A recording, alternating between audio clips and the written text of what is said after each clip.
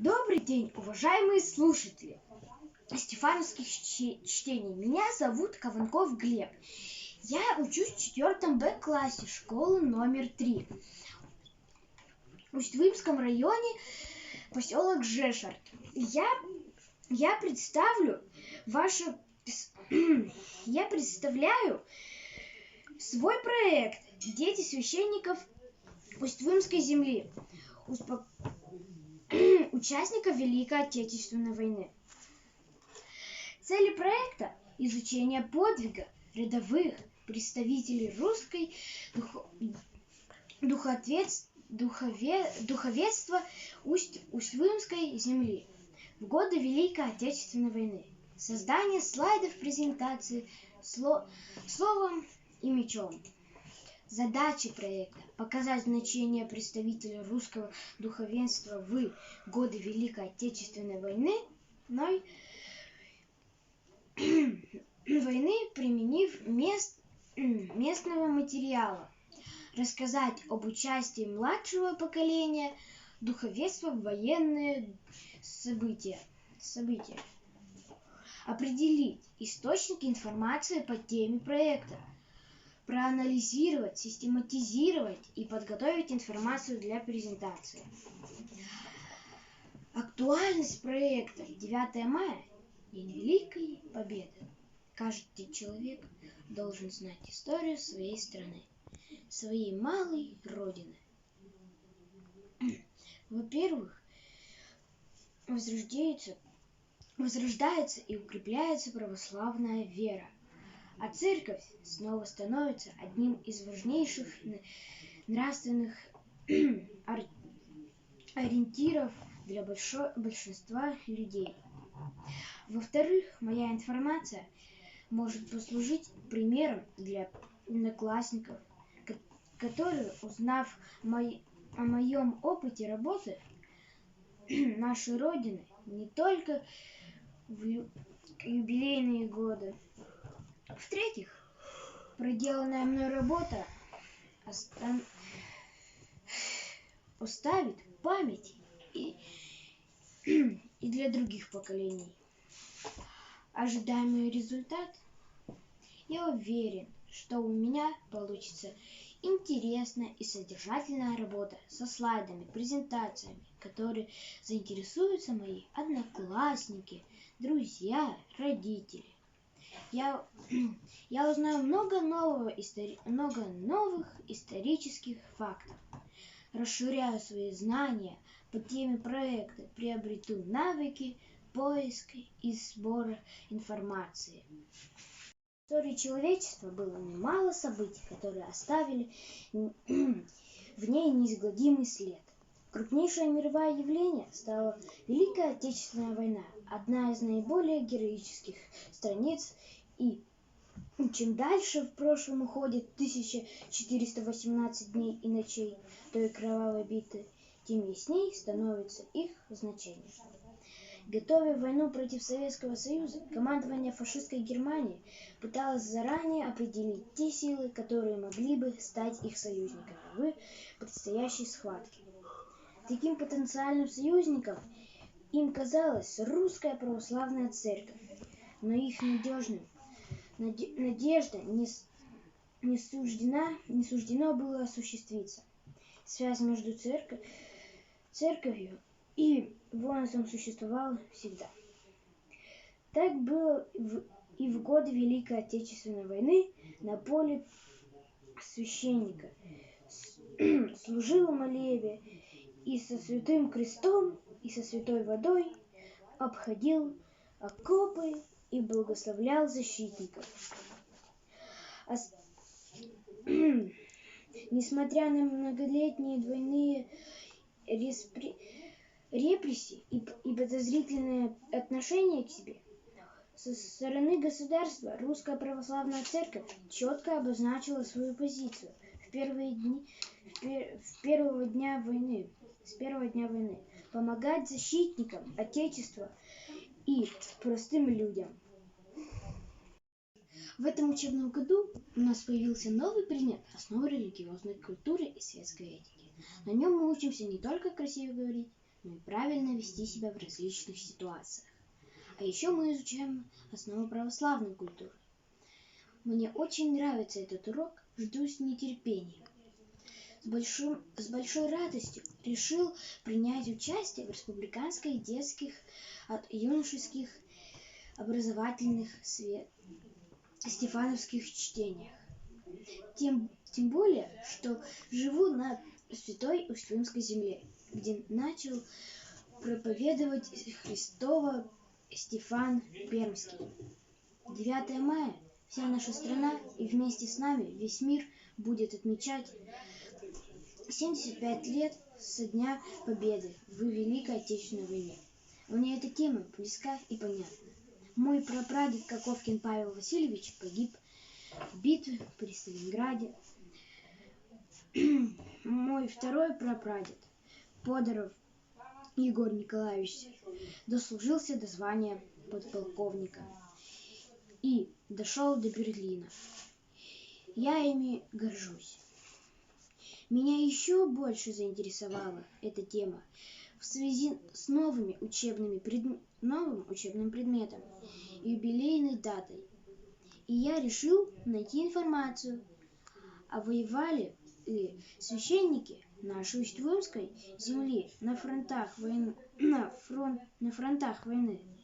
За помощью обратился в музей села Усть-Илим. 22 июня 1941 года, буквально через несколько часов после нападения немцев, патриарший местоблюститель, то есть исполнитель обязанностей патриарха, митрополит Сергей выступил в воззвании пастыря и посомом Христом народа. Вместе с ними она и испытания несла и утешала их его успехами. Не оставит она народа своего и теперь благословляет на небесным благословлением и предстоящим всенародным подвигом. Церковь Христова благословляет всех православных на защиту священников границ нашей Родины. Господи, нам даруй победу. Верующие люди горячо желают изгнать с нашей территории ненавистного врага, откинулись на призыв церкви. Многие ушли на фронт добровольцами. Оказавшиеся за линией фронта пошли партизанить. Оставшиеся на тылу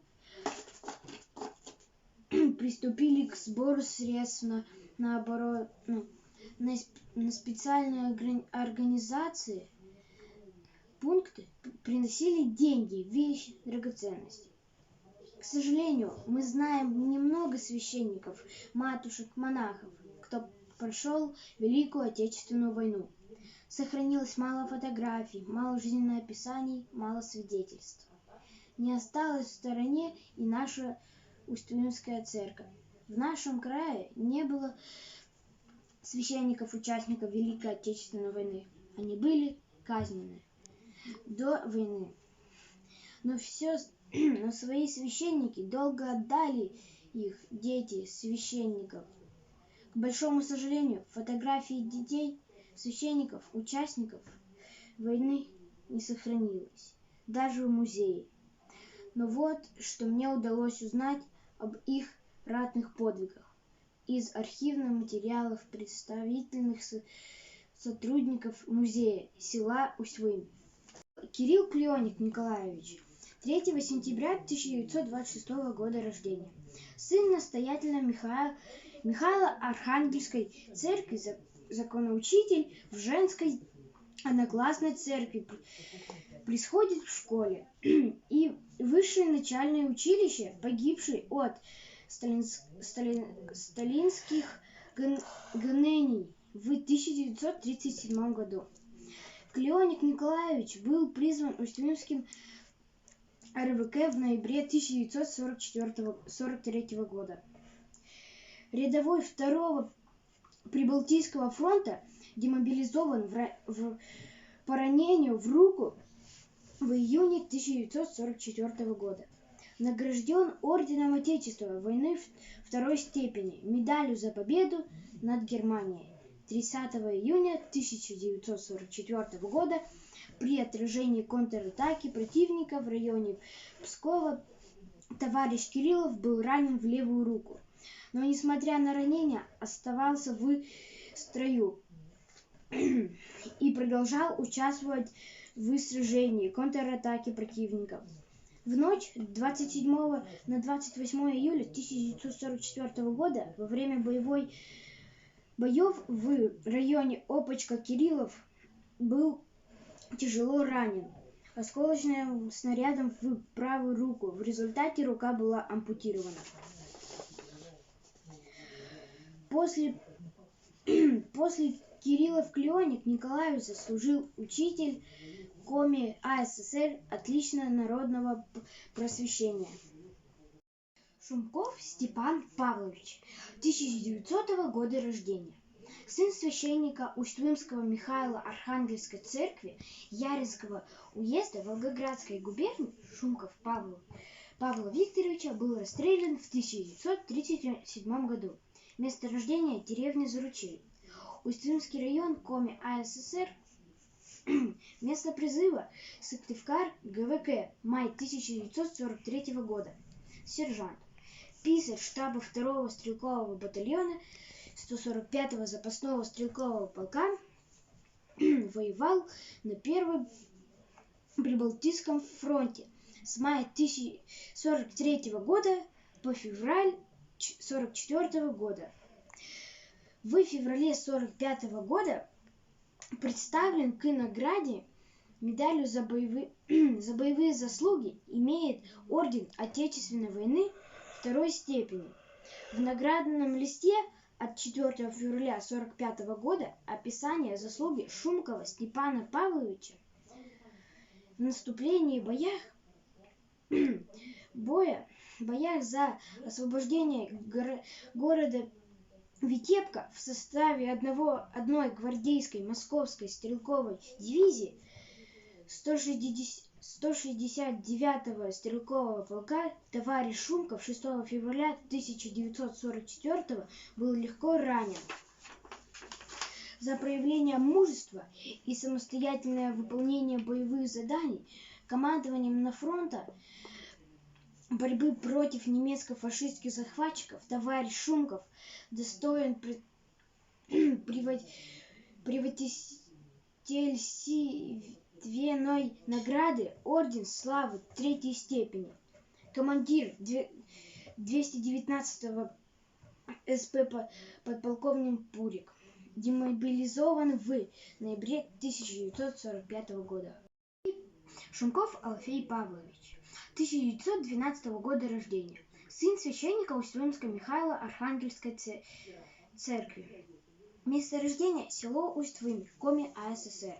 С 28 июня 1941 года состоял на войне службе в Красной армии. Место призыва – железнодорожная РВК, март 1942 года. Лейтенант. Демобилизован в мае 1946 года. Умер в поселке Вожаев, Княжепогорский район, Коми АССР. Я в заключение хочу сказать, что мне очень понравилась работа над проектом. Я узнал для себя много нового и интересного о тех далеких героических событиях, о тех священнослужащих нашей Усть-Лымской земли, принимавшие непосредственное участие в Великой Отечественной войне. Они жертвовали собой, совершали подвиги ради нашего будущего, глубоко верили в победу. Я пробил опыт с созданием слайдов, презентации, навыки, поиск и сбора информации. Да я убедился, что мы совершенно современное поколение, знаем немногих священников, матушек и монахов, членов их семей, кто прошел Великую Отечественную войну. Сохранялось мало фотографий, мало жизнеописаний, мало свидетельств, но у нас есть возможность сохранить их, передать эту память следующему поколению, изучая данную тему. В следующем учебном году хочу провести исследования по теме женщины-монахини Усть-Илимской земли в годы Великой Отечественной войны. Пока мы помним прошлое, у нас есть будущее. Спасибо за внимание.